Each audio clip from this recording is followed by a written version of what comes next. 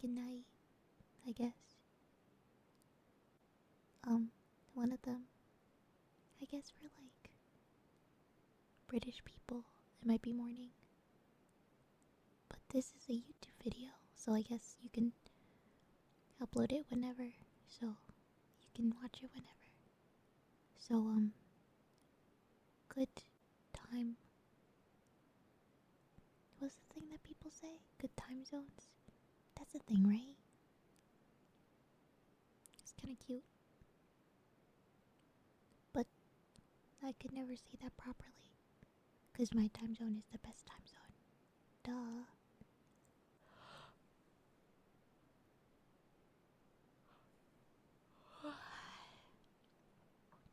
It's like 3 a.m. here. Speaking of time zones. Sorry, it's 3:13 a.m. I was working. But then, look at that. I record a video. Now I'm technically working as well. But like, cozy. And if I fall asleep, then like, whoops. Tee hee. You know?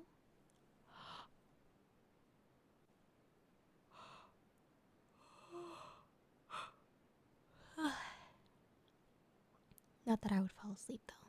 That's cringe. I'm not even tired. I'm just resting my eyes. That's what I learned since last time, that I think they were cicadas that I was annoyed at. But, fun fact that I learned today, that there's Japanese cicadas that sound different. Like, I was playing this one game when I was a kid called Harvest Moon. It was Harvest Moon Another Wonderful Life. And, they always had like weird bug sounds. Like, wee, but like actually like sounding like a bug. And I was confused by it because I was like, I've never heard a song or a sound like this. But like clearly it's a bug, but like I don't know what it is. Anyway, found out it's just Japanese cicadas. By the way, I found this out on my lo-fi homework like game program thingy. So if they aren't actually Japanese cicadas and they're just like called that, but they technically live in no wait, I was gonna say Japan, not Japan, Australia or something. Um, I'm right, you're wrong. I would stick my tongue out and blow it, but like, I think that would be loud and get spit everywhere. That's cringe. Do you drool in your sleep? I don't know. Is that like a thing that people do? Or is it like not common? I feel like it's like somewhat common, right? Because it's like if you keep your mouth open, then like, duh, right? I don't know. Hello, one time I say I learned, I don't actually know if it's accurate, but I guess like when, oh no, I lost my train of thought. No, I remember, that like when you're asleep, they like, you don't swallow or something? Is that accurate? I don't know. I feel like I have like a bunch of fun facts in my head, and none of them are accurate. You know what it is an accurate thing though? You know what it is? So the like thing that people always say that carrots makes your eyesight really good. That's not even true. That's not true. It's like propaganda. Because during the war, I say the war because I don't actually know which one. I want to say the second one, but like, who knows? Anyway, during the war, the British people, they got like, or like the British military, they got like really good sonar stuff. And they didn't want the enemy people to know that the British had sonar stuff. And so they just started telling everyone that all of the British military just eats a bunch of carrots in order to make their eyesight really good, which is why they can find, like, German, I think, like, airplanes and stuff like that really well. Just because of the carrots. I think that's neat. Because it's, like, still something that people talk about and joke about and, like, vaguely know. And even nowadays. I don't know. I think about that a lot. Whenever I see carrots, I think about it.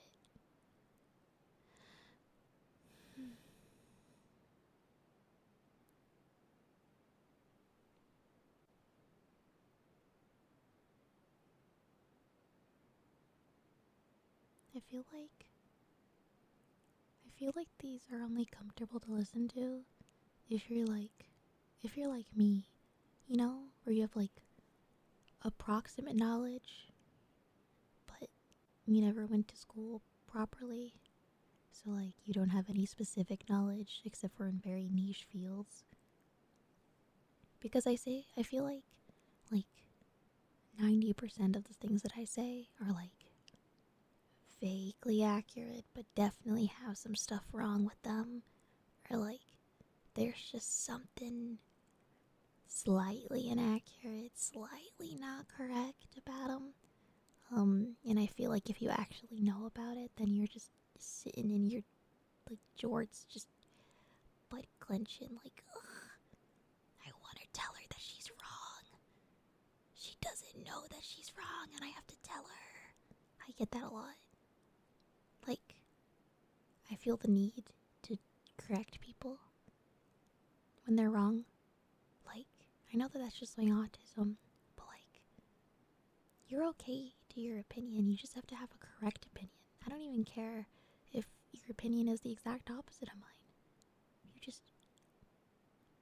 You can't be wrong. Why are ants so strong? Like, what made them that way? Like, evolution happened, right?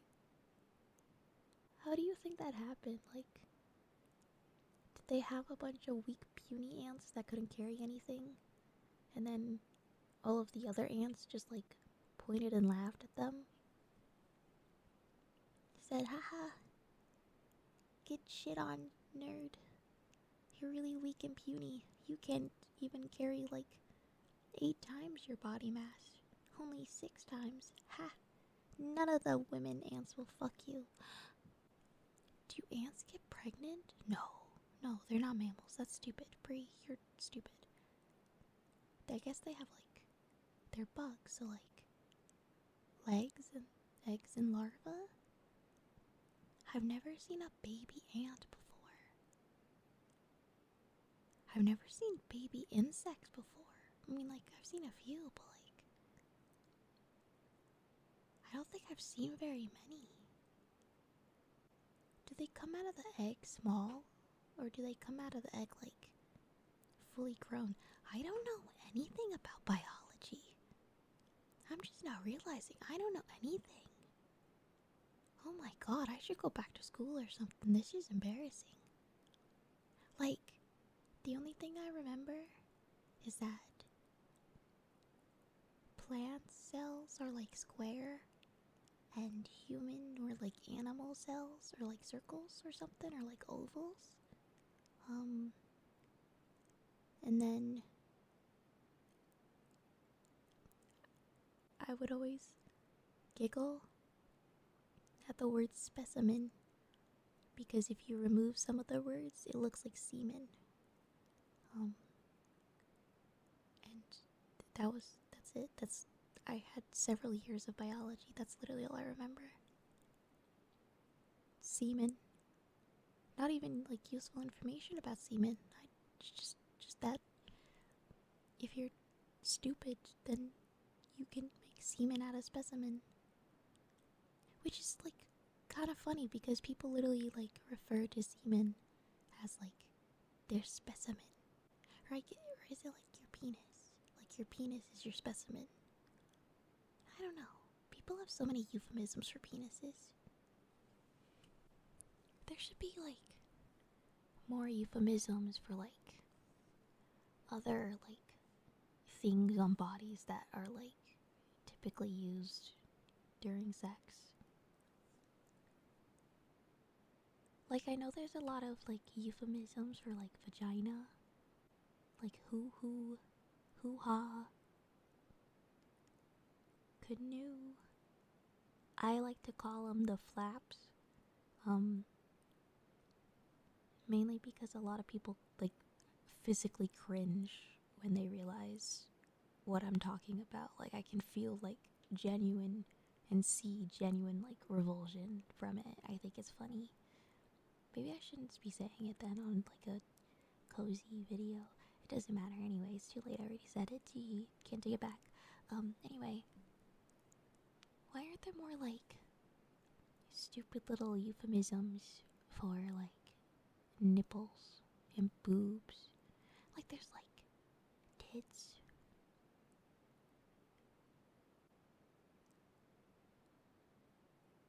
I can't think of anything else. I keep thinking the word jugular, but that's not it. I guess there's a lot of euphemisms for boobs, but they're all like still pretty vulgar, you know? Like if I could talk like, oh, his rod, his specimen, his item, his tool, you know? Like those are all like out of context, totally like safe for work, you know? But like if I go like, oh, look at her juggles water balloons, nope, tits, um breasts, like they're all just glued. And also nipples doesn't have anything.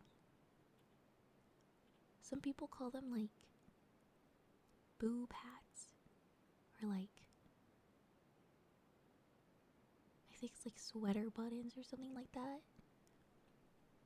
But those are all too silly. I don't know. I feel like people should just like be more creative.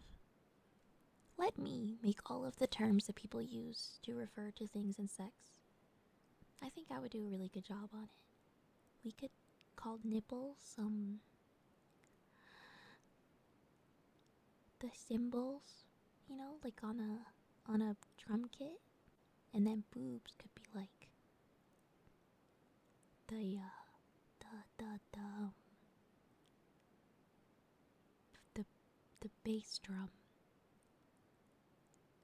because you can slap on those cymbals and you'll hear a like a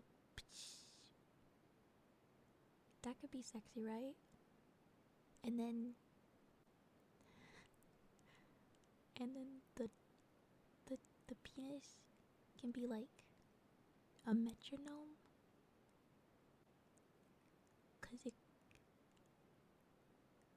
cause it cause like the stick. I don't know what I'm saying at this point. I don't know. This is 2 for 2 now that I go sit down and like I'm gonna go make a cozy video and I just talk about vaginas and penises. There are other things on my mind, I promise. Like oh, and bugs too. I talked about bugs. 2 for 2. What other things happened in my life?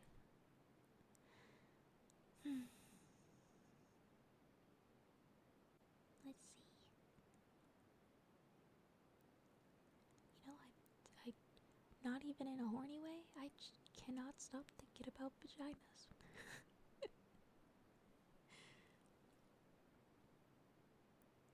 Like I don't mean it like in a sexual way. It's just that I'm trying to think of other things that happen in my life and I can't.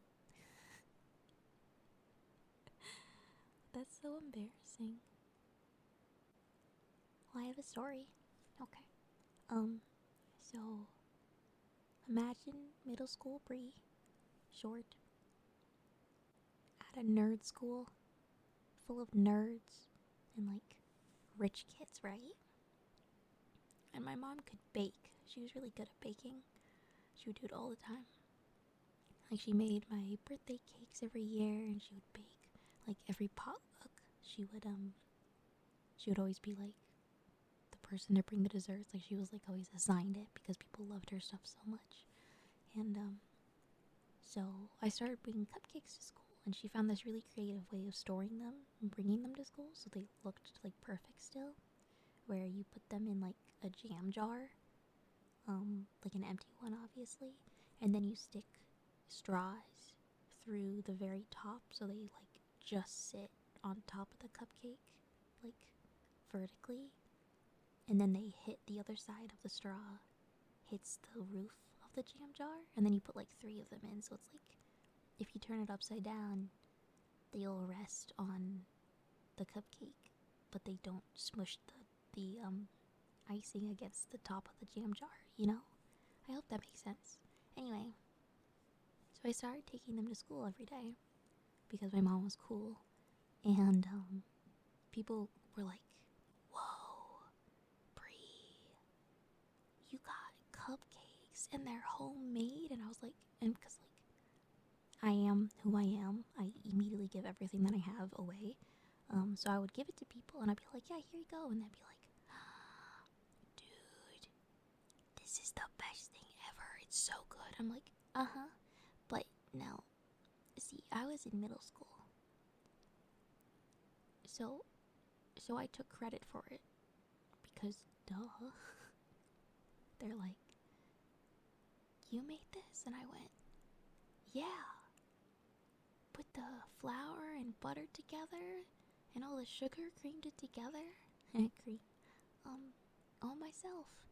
But what they didn't know is those were the only steps that I did, and my mom did the rest. Anyways, so I don't know, I can't even remember how it happened, but after a while, people would just start buying them. Like, they would order them the day before, and it would be €1 because I was in the Netherlands at the time, so euros. But it would be €1 for one cupcake, and then they would order it the day before. They would order like what color they wanted, what flavor they wanted of like a selection, like color for like icing, I mean, and like flavor icing, and if they wanted it filled or not. And I think filled was like 150 or something.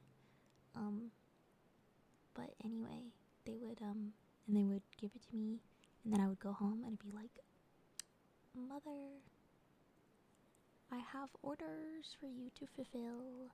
Thank you." And then she would get to work and she would make a whole bunch so I could take them to school tomorrow. And then my backpack was always rattling with like empty glass bottles. And thinking about it now, it probably sounded like so inappropriate to any teacher, because it probably sounded like I just had like bottles and bottles of beer in my backpack or something. But no, it was empty cupcake jars.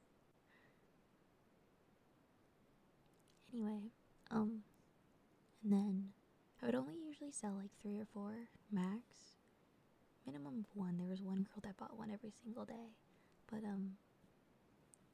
I would sell them, and I would get like 3 or 4 euros, and then I would go down to the cafeteria. And the cafeteria was on A level, and I would eat food on G level. Because this was a nerd school, so each floor it was alpha, beta, gamma instead of 1, 2, 3, because this was a nerd school, and so they put it in Greek because they were nerds. Anyway, so the cafeteria was on A level, and it was like the smallest shop. Like, it was tiny, like the world's worst gas station essentially. And I would go down with my like 3 or 4 euros, and then every euro would be 1 Mentos roll of like mints. And so however many cupcakes I sold was how many rolls of Mentos that I bought that day. And I ate those Mentos just like I was, by the time I got upstairs to G level again with the stairs, I like decimated all of them. no matter how many I bought, like they were gone instantly. I can still like chew through a roll of Mentos in maybe a minute straight. Like I don't stop eating them. I can't control myself with them. My grandma used to gift me Mentos all the time whenever she saw me. Um and like I only like the like original flavor mint. I hate the fruit ones. I hate the wintergreen mint flavors. I think they're awful. But my grandma would always give me like a collection pack of like a bunch of different flavors. And my mom would always be like, you should just tell her that you don't like the other ones. I'd be like, no, because then she's gonna get me like a 12 pack of just the mint ones. And I'm gonna start throwing up because I'll be so sick. Because like, I won't be able to like stop eating them. Once that happened with Altoids, because Altoids, they're like strong mints, but they're like little powdery ones that come in like a little tin, for like non-Americans, I guess. But they're like similar vibes, like same vibe as like Bentos and Tic Tacs and stuff like that. They're just like more powdery than a hard shell, I guess, but like they're still hard. I don't know. Anyway, but they come in these like metal tins, and then for my 16th birthday, I remember someone bought me a package of 30 large size tins that had probably like 150 Altoids in one. So 150 times 30. So like, what is that? 150 times 30? That's like, is that 4,500 Altoids? And a serving size was one. I had to start like hiding them around the house because like I couldn't stop eating them. They were so good, and I would start putting like 12 of them in my mouth at a time because the like mint wasn't strong enough, because I was like numbing my mouth from the mint because I had so much and I couldn't stop. Oh my god. Like, it was the greatest gift ever. Iconic. I It made me so sick for like a month after. I couldn't stop. That was a fun birthday party though. It was hipster themed, and like thinking back to it, I kind of cringe at it a whole lot. But it was hipster themed, and I had an 8-course meal because I'm me and my mom is my mom. So for my sweet 16, I invited like 20 friends over, and I made them all wear like fedoras and like shitty fake mustaches and like stupid like vests and scarves and like ultimate like Tumblr girlies. And then we sat down and we had a murder mystery party first, and which, God, I was such a theater kid. Anyways, it was literally only theater kids that I invited to. But it was a murder mystery party, and then like an 8-course meal with like caviar, with sriracha, or no, it was like shrimp in a sriracha martini glass dipped in like deconstructed bread bun crumb, blah blah blah blah blah. Like, it was like stupid things. We had caviar on toast, like little toasted biscuit thingies, and the biscuits were mustache shaped because it was hipster themed. It was so stupid.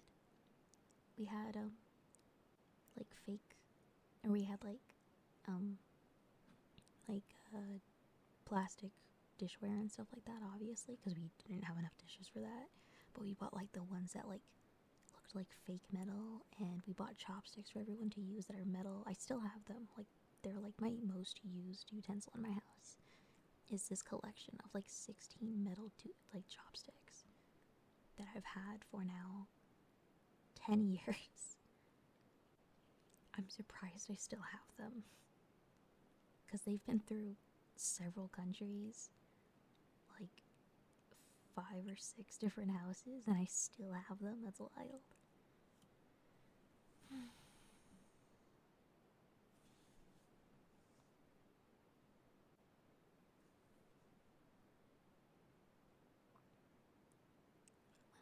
kid, I didn't understand how music worked. So, like, I decided one day that I was gonna become a composer. We had a keyboard down in the basement, and I decided, I was like, ugh, Mozart's so famous. It can't be that hard. Like, you just put notes together, like, that's easy. I can do that. And so I went down on the keyboard and I decided to just start playing. And I was like, I'm just naturally gifted at everything that I do, so it'll work out. But then I remembered that, like, music was supposed to tell a story, and, like, that was the best part, is that it had emotion during it, and, like, that's what everyone liked. But I didn't understand what that meant, because I didn't understand how notes could tell a story, and how they could have emotion. Like, that doesn't make sense to my brain. So I was like, oh, clearly they don't mean, like, the notes. They mean, like the fingers on the piano tell the story. And so I told a 30-minute long story that was like two people that were my fingers that I was like posing as, walking towards each other on the piano.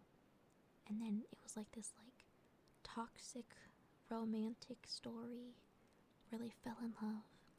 And then I brought my foot out, and then I would slam on the really like the deeper keys, whatever they're called.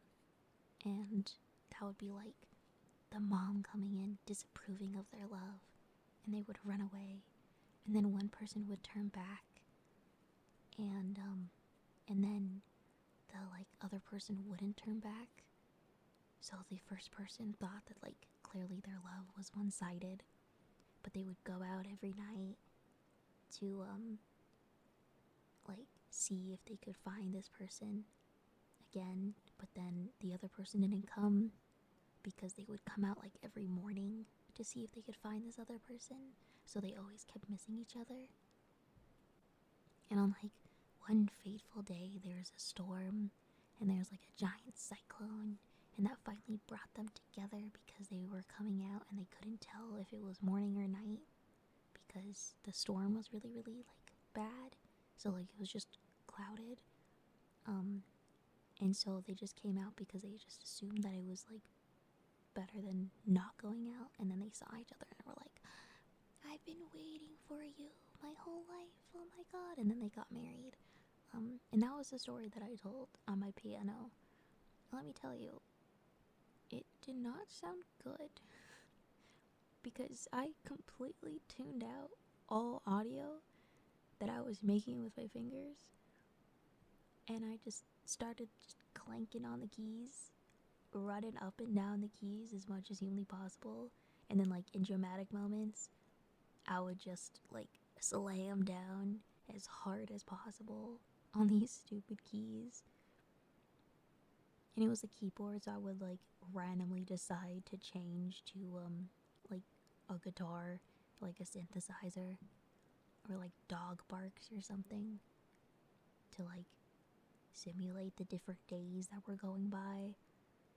Like, I had the idea, but like whatever I was cooking, it wasn't in a kitchen. It was something that was not at all a kitchen, and should never pose as a kitchen.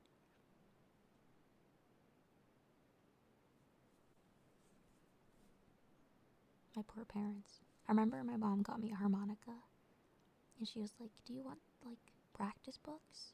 Do you want to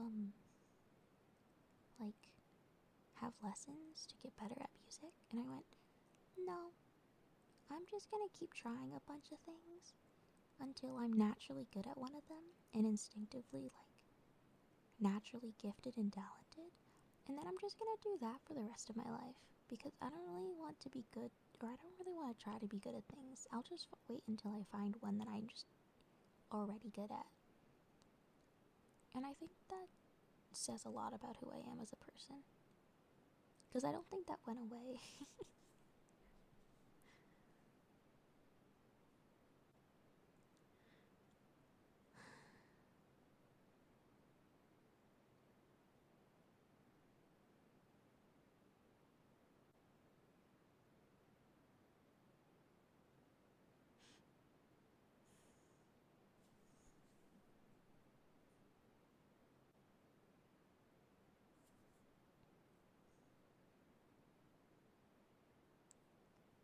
think the first person to make digital drawing a thing was cause there's always somewhat of a fight between digital art and traditional art, cause I don't know, there just is. And some people who do traditional only are like, but digital's cheating because you have erasers and layers and texture brushes to save time and whatever. But what was the first instance of digital drawing? And then how did they go hey look, I can do this. Look, we have layers. Yippee. What was the reception? I mean, obviously, it had to be good. Do you think the reception was really good? Exclusively good? And then, because it was exclusively good, it started to get haters. And then it became into what we have nowadays? Or do you think it was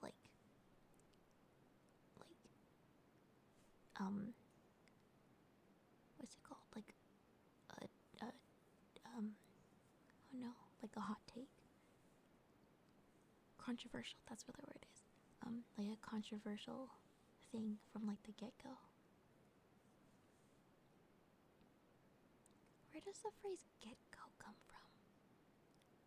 You can save 5% more on your car insurance by switching to get-go.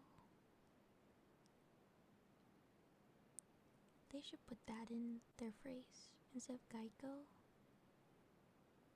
You can save 5% more on your car insurance from the get-go with Geico. See, I'm doing their ads for them. I'm better at branding than they are.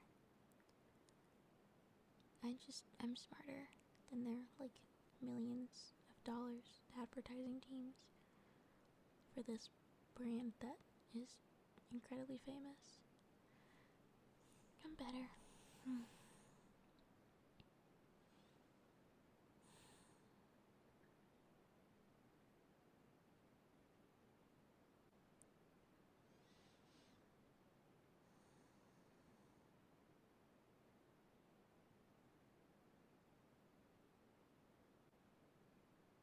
I was smart today.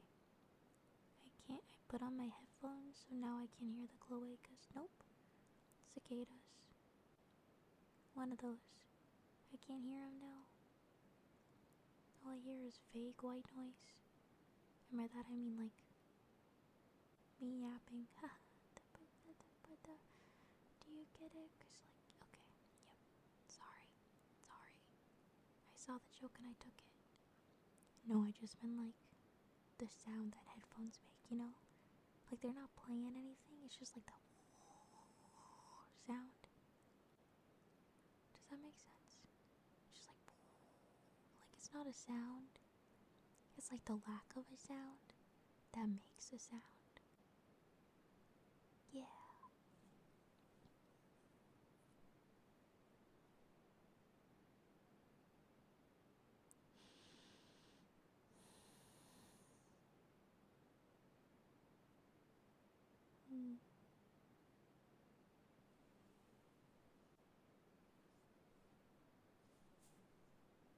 Okay. I think I log off. Last time I did this, I accidentally made an 8-hour recording and it froze my phone and it took 2 hours for me to upload it so I could start editing it.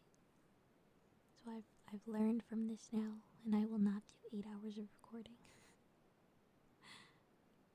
I didn't even use all of it. I cut it out because after a while it was just nothing. Anyways,